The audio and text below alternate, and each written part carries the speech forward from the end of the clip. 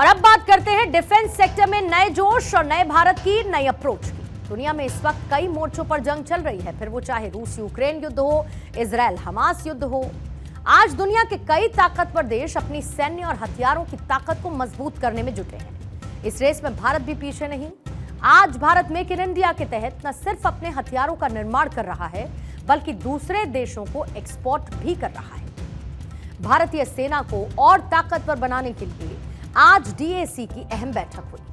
रक्षा मंत्री राजनाथ सिंह ने रक्षा अधिग्रहण परिषद की बैठक में 1.45 लाख करोड़ के आधुनिक हथियारों के खरीद के प्रस्तावों को मंजूरी दी। खास बात यह है कि इन डिफेंस उपकरणों की लागत का कुल 99% डिजाइन और हिस्सा मेड इन इंडिया होगा, यानी कि 99% खरीद स्वदेशी सोच से होगी। चीन हो या फिर पाकिस्तान, हर दुश्मन की शामत इससे आएगी। एलओसी से लेकर एलएसी तक भारत का सुरक्षा चक्र पहले से ज्यादा मजबूत होगा।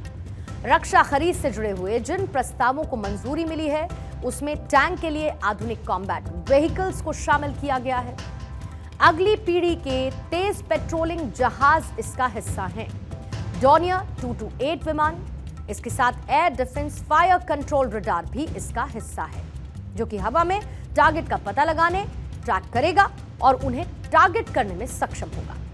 फॉरवर्ड रिपेयर टीम यानी कि ट्रैक के प्रस्ताव को भी मंजूरी दे दी गई है। यह उपकरण बख्तरबंद वाहन निगम लिमिटेड ने डिजाइन और डेवलप किया है, जो कि मैकेनाइज्ड इन्फेंट्री बटालियन और बख्तरबंद रेजिमेंट दोनों के लिए होगा। एक दौर था जब भारत रक्षा क्षेत्र की हर एक अपनी छोटी बड़ी जरूरतों के लिए दूसरे देशों पर निर्भर रहता था, लेकिन समय बदला क्योंकि भारत बना आत्मनिर्भर।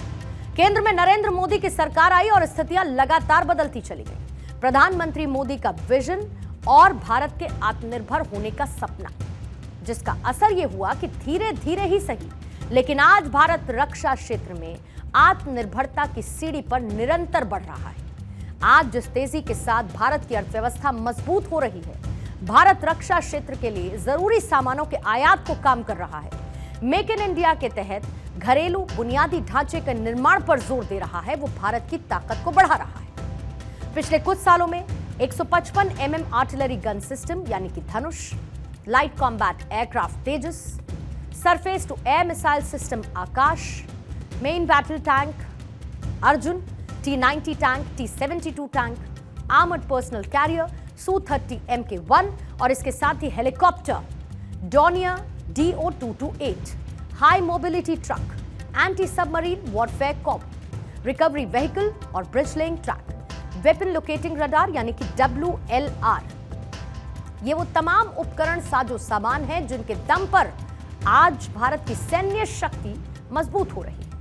किसी भी देश की सेना की सबसे बड़ी ताकत उसका हथियार, फाइटर प्लेन और गोला बारूद होते हैं। इस साल रक्षा बजट में हथियार और उपकरण खरीदने के लिए सरकार ने 1,72,000 करोड़ रुपए का प्रावधान किया।